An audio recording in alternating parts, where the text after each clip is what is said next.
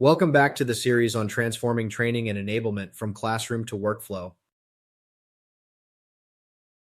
This is the second episode of our deep dive into designing A-round moments that matter. Let's talk about first wins and designing for early success. This is key, whether it's a new hire, a partner, or a customer. The first real success they experience is what tells them that they made the right choice by joining, partnering with, or buying from your organization. For new hires, that first win could be closing a small deal, running their first client call, or even just presenting confidently in a team meeting. It doesn't have to be huge. The key is make sure it's achievable, meaningful, and celebrated. That momentum fuels confidence and keeps them engaged. A partner's first win looks different.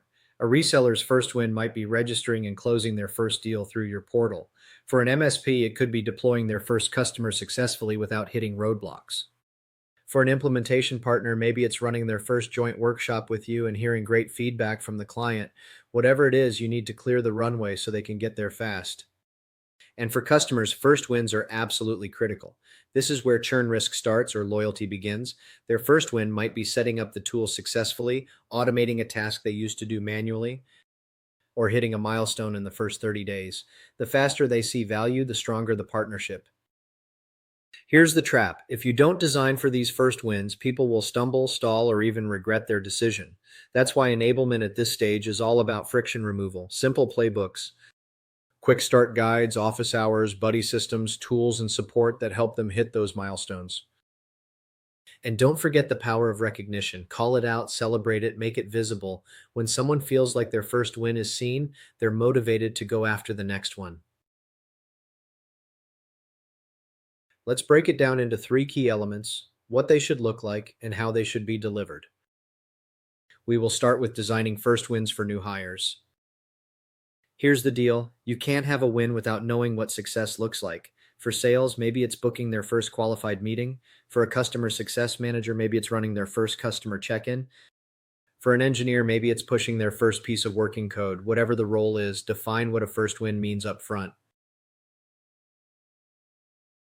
For new hires, this is where onboarding should tee up clarifying the first goal. Whether it's a manager, L&D, or enablement, somebody has to say, here's your first milestone, here's how we'll measure it, and here's how we'll help you get there.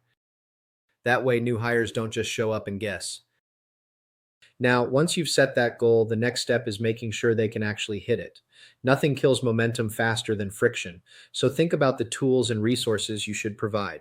Friction-free tools and resources such as job aids, pre-built templates, demo scripts, or a sandbox environment to practice in.